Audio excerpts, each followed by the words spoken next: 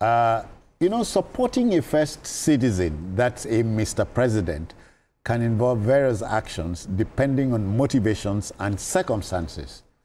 Hear this one. Kaduna State Governor, His Excellency Uba Sani, has let it be known that President Bola Tinubu is the first Nigerian leader to offer true and direct support to subnational governments, especially in the wake of economic hardship. Governor Sani added that his intervention in northern Nigeria is legendary regarding issues that predate his administration. Let's share this story now. Lupa Asom is our third eye. Let's go there. It was a gathering of some of the North's most influential voices, governors, ministers, and policymakers who converged on Kaduna for an interactive session on government-citizen engagement. Organized by the Sir Ahmadu Bello Memorial Foundation, the event was both a reflection on legacy and a reality check on the present. Governor Uba Sani believes President Bola Tinubu's promises were not campaign rhetorics, but solemn commitments now taking roots across northern Nigeria. I am not sure if there's any governor in Nigeria that can come out and say that he can go against the president, because the president is doing to us what no president in the history of Nigeria have done for subnationals in terms of support. These improvements in insecurity, education, economic inclusion, health, infrastructure, and agriculture are not isolated intervention. They form a coherent vision of national renewal that President Tinubu champions through his Renew Hope agenda across the North. Infrastructure revert is underway.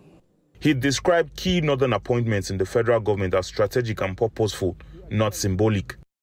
Governor Sani challenged critics to view the Tinubu's administration through the lens of inherited challenges, saying it is unfair to blame the president for crises that predates his tenure. The region has suffered from years of neglect, policy inconsistency, and weak governance structures. Blaming His Excellency President Bola Ahmed Tinubu, who has barely been in office just 2 years ago, for the problem that have been festering for over 20 years or more, ignores the complex history and systematic failures that span multiple governments and political actors in northern Nigeria. Well, the Tinubu administration bears the responsibility to find solutions. It is unjust and politically misleading to hold the administration solely accountable for the crisis that predates the tenure of the current president. Former Niger State Governor Babangida Aliyu didn't spare the North itself, blaming decades of elite complacency and missed opportunities for regional setbacks. We know that there are problems, but we also know that they were not created by the current government. Many of the problems were inherited. And it has become so cumulative that many people are so discouraged. Secretary to the government of the Federation, George Akume, insisted that the North is not being sidelined. There has been a lot of misinformation in the air, in the political space, about appointments. Nobody can accuse government of neglecting the North in terms of infrastructure. We are very much represented. I want to appeal to us all. By this conception, the North, the region that is so dear to me, will be eligible for the presidency in 2031, not 2027. I said this because I love you. We love all of you. In his presentation, the National Security Advisor, Nuhu Ribadu, revealed that over 300 bandits have been eliminated in the last 2 years, with 12,100 hostages rescued as of July 2025. You drive from Abuja to Kaduna free at night now because we killed these bastards. Those ones you see there. Kachala Boka, Dogo Isa, Kachala Shekau, they were in control of those areas. We killed them, we feared them. Not to talk of the terrorists, those who attack our trade. And it's not that they attempted while we were here in the office 2-3 times, and we repelled them, but we don't talk. God bless you, Air Force. See the pictures of them. Look at them. None of them today is alive. and a clear warning to those who are still there. Your time is up. If you do not stop, you are going to end up as these people. He credited the Kaduna Peace Model for helping make the state over 80% safe, warning politicians not to downplay progress for partisan gains. But you know, politics will not allow people to give us credit. It's okay, fine. It's fine. We are good with that. But Nigerians will feel it. Northerners will feel it. Things are changing. Things are changing. Wallahi to lie. I salute once again Governor Ubasani. It was very innovative, the Kaduna model. It saved us our bullets. It saved the lives of our own people. It opened the spaces. It brought sanity. Today, Birnin-Gwari is better. Southern Kaduna is better. Most of the places within. In Kaduna, you still have 1 or 2, 3 places. It's not yet over. And I've told you earlier, it's not an issue that you can instantly switch off. It's a process. As the event closed, one message resonated clearly. It is time for northern leaders to move beyond rhetorics and deliver lasting reforms, just as Sir Ahmadu Bello envisioned. Lope Asom, TVC News, Kaduna. Many thanks, brother. Biko, you know, as of course, it's no secret. Pictures don't tell lies. No, no. I think, you see, when Nuhu Ribadu was chosen as National Security Advisor, because of his police background, oh, yeah, many people, no, it's not going to work, it's going to fail. I remember on this program, I came on this program and I said, look, it's wrong to dismiss a man until he has even had the chance to start the work. In terms of the work that Nuhu Ribadu has done on bandits, we have never had an NSA as effective as that. And I personally, on the day that we had a media chat with the president, I walked up to the president and told him that your NSA is doing a good job. I'm in position to know, because I have more than a passing interest in such matters. Yeah. I go to those places. As far back as 2018, I interviewed bandits. I came back earlier this year in January. I interviewed bandits again in Kaduna. I even interviewed the father of the biggest bandit in the whole of Kaduna State, Jabros. Really? So I'm in position to know when there's improvement in security. I'm in position to know whether the methods are working or not. And what Nuhu Ribadu has done is to bring the pictures of the bandit leaders that they have killed. Because a lot of these guys had earlier been declared wanted. And then they were wasted. So that the Kaduna-Abuja highway is no longer problematic. Okay. It's not by happenstance. It's not by accident. It is because some people are putting in the hard work. Yeah. Call it a miracle. There was a time here that we will come on this program. We'll be talking about the Kaduna Abuja highway. Kidnappers have struck again, this and that, especially the Niger end of it. We used to do a lot of programs. I remember one of our colleagues would say, oh, why is it that instead of discussing developmental matters, it's insecurity that we are discussing? I said, if it is the biggest story of the day, we will discuss it here. To not discuss it is to behave like we are happy that our people are being killed. And we will never do that. That's not our calling. So what Nuhu has done was to show, yes, this is the progress that we've made.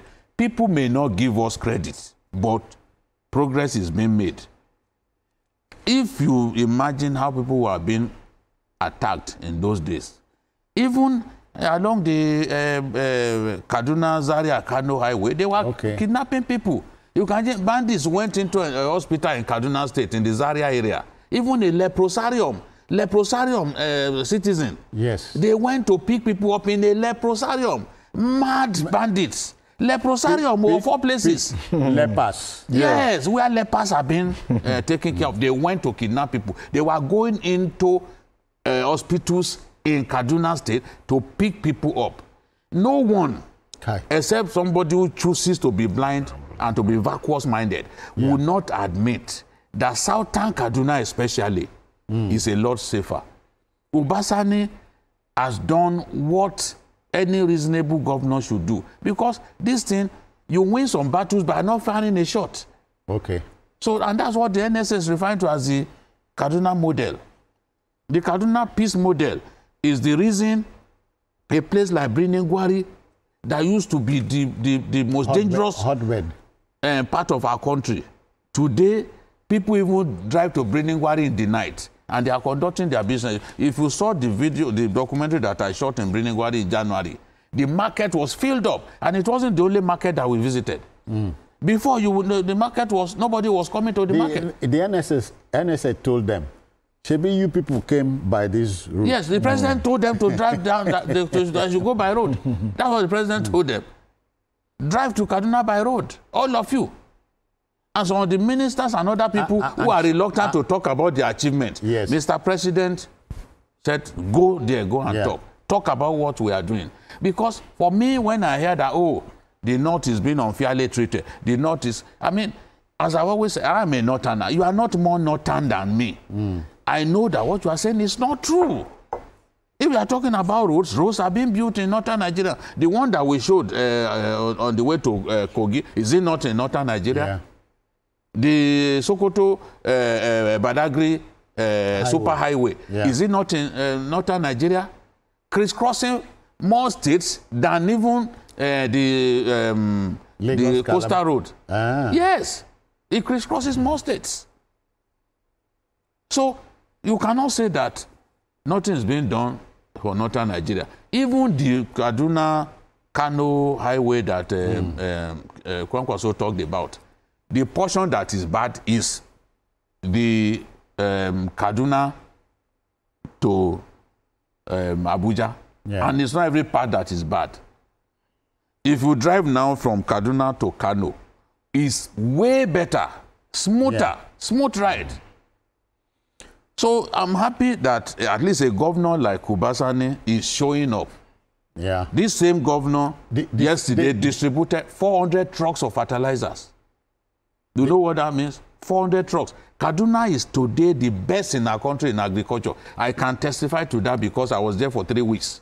Now the governor is disabusing minds from his part of the country. Yes, he said this is the president that has assisted the subnationals the most. Yeah. They are earning more money now from the federation account, much more than before, and they can deal with their what's it called, their bills. Yeah. See, today the wage bill of Ekiti State, it says 8 billion. Wage bill, 8 billion. States are getting more money that enables them to deal with the problems confronting them. So that's what he's saying, that this president has assisted us more than any president that we've had. It may sound like music to the ears of some people, to but the truth is by nature self-evident. Yeah. Yes, people are hungry. There's cost of living crisis. We must admit that. The president even can't deny that. But there are some tangible things being done, and we must admit that those things are being done. And the problems were not created. Babangida Lewis in the PDP, he came to that meeting to say these problems were not created by this administration. So we have to be patient for the administration to solve those problems.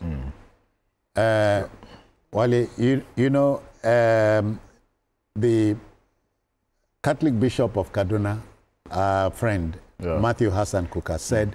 Of Sokoto. Of Sokoto, rather. Okay.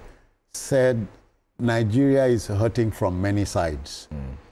Before he assumed power a little over 2 years ago, President Tinubu knew as much as you and I knew. We were in a very bad place. So in retooling, a lot of things had to be done. For me, there's nothing wrong in admitting that we have a lot of challenges now. You know, we still have insecurity problems, the problem of insecurity. We still have a food crisis.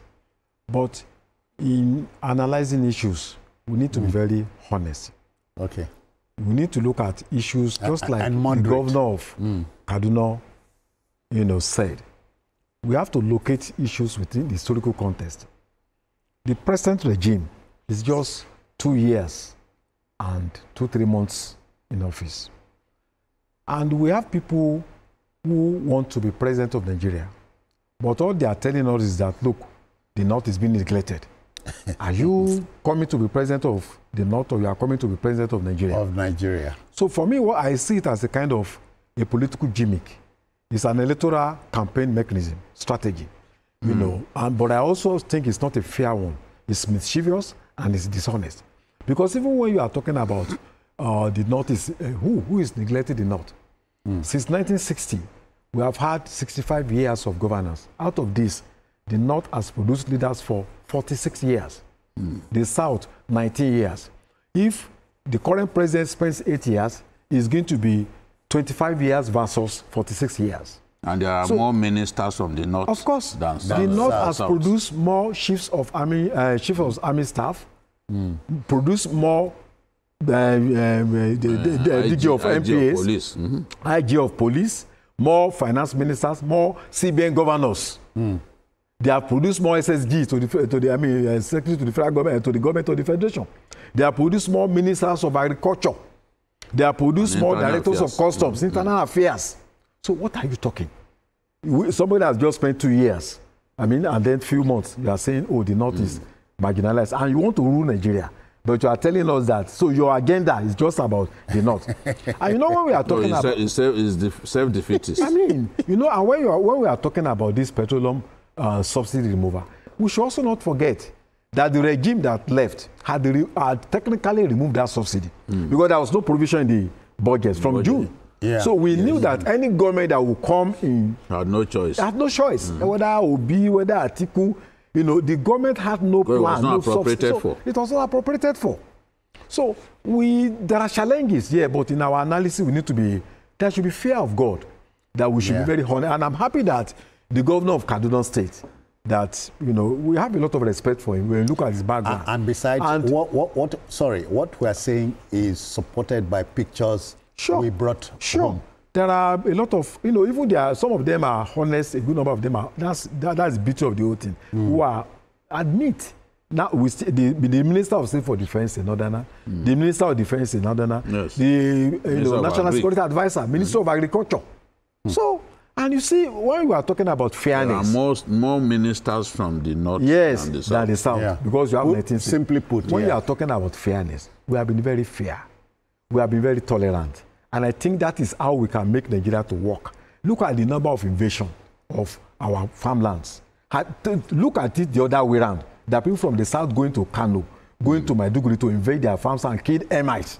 4 traditional rulers were killed in South. We were tolerant. We admitted it that, look, this is not being caused by northern leaders, but some fringe elements. Yes, so we need to understand. We have been so tolerant. Creation of local governments, creation of states, mostly by northern leaders under the military for 27 years. We didn't cry wolf. We didn't declare war. So I think they should give us time. That we're also part of this country. I think it's just political. Yeah, an attempt to isolate the government, give the impression that, because they know that Asiwaju Bola Tinubu got more votes in northern Nigeria than southern Nigeria.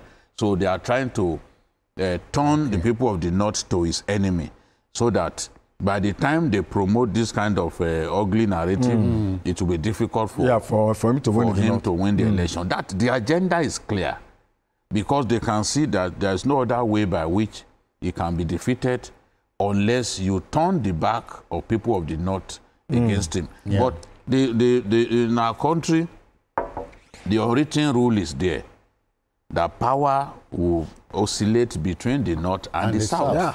And if the North had 8 years, the 8 years were not unblemished. There is no reason why the South shouldn't also have its own day in the sun. So that is the point that people are making. But governors know now, if we are to go back to what Governor Obasani said, that there is no governor who can openly oppose this president because he knows that he's been very, very helpful to them. Yeah. And I go back to an interview that somebody was conducting with the governor of Abia. And he tried to get the governor to criticize the president. And the governor of Abia said, no, I will not do it. If I see something wrong, I have access to him. I will call him and speak to him, rather than publicly criticize him. Even governors from the opposition, they are reluctant to do that. Yeah. Because they know that the president has been helpful. And look at the way the matter of the tax reform was addressed by the Senate, and especially the House of Reps under the leadership of Abbas, Tajuddin Abbas, who brought some of the best that he had in the House, the Adodoguas, the Fale case, and they told them, resolve this matter. Long after the Senate, they always say that National Assembly is rubber stamp. But more than 5 months after the Senate passed it, the House of Reps didn't pass it. They decided to do what they were convinced will make the generality of Nigerians happy. And if you look at that tax bill, which has now been passed, Lagos, a consequence of it is that Lagos will lose money from the distributable revenue from VAT. Because they've changed the module now for sharing VAT proceeds.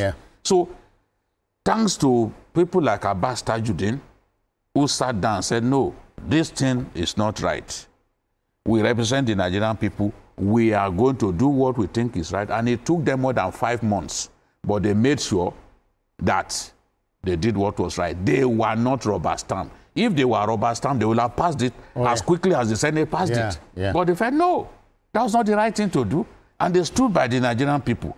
So a lot of the narratives must change. As I always say, facts are the tools of our trade. We use... Only comment is free. Yes, we use the facts. we present the facts before our people and say, okay, what do you see?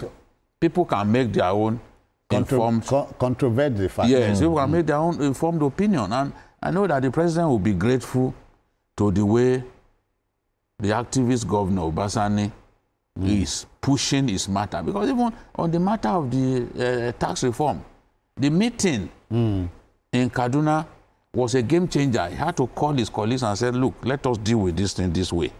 This thing is not as bad as some of you are looking at it. Some people had not even read the thing before they made up their minds. I remember somebody who was asked, have you read this? And I said, I've not read it, bro, from what I'm saying. Come on, you can't do that. You can't do that. If you've not read it, you shouldn't have an opinion. Okay then, that's done. Let the debate continue regardless.